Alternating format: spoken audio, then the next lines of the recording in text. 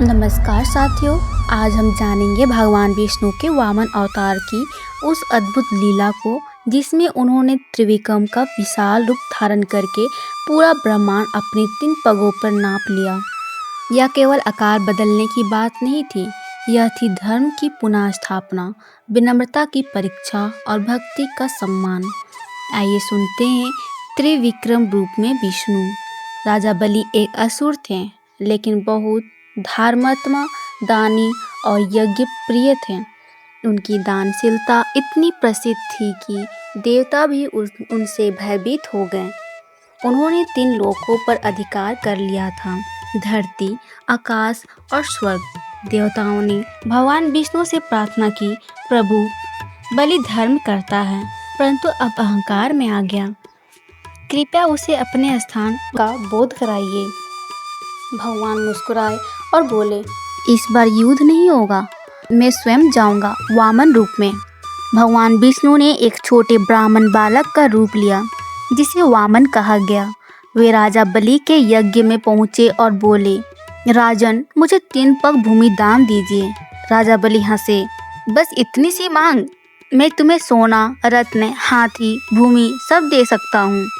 वामन ने कहा, मुझे केवल 3 पग भूमि चाहिए जो मेरी पगों की लंबाई में हो। बलि ने वचन दिया।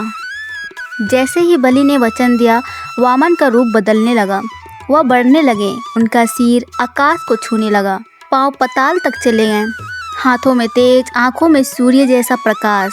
वे बन गए त्रिविक्रम, विष्णु का विराट और ब्रह्मांडीय रूप।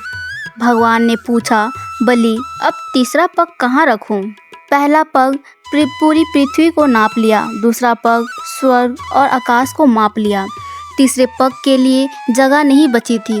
भगवान ने पूछा, बलि, अब तीसरा पग कहाँ रखूं?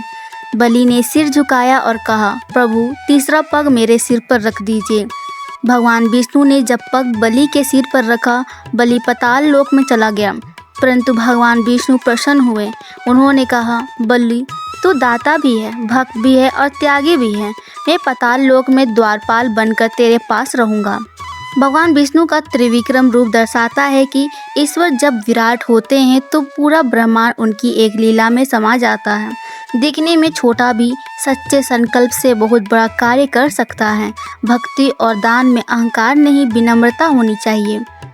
त्रिविक्रम अवतार में हमें सिखाता है, कभी अपने कर्म को घमंड मत करो।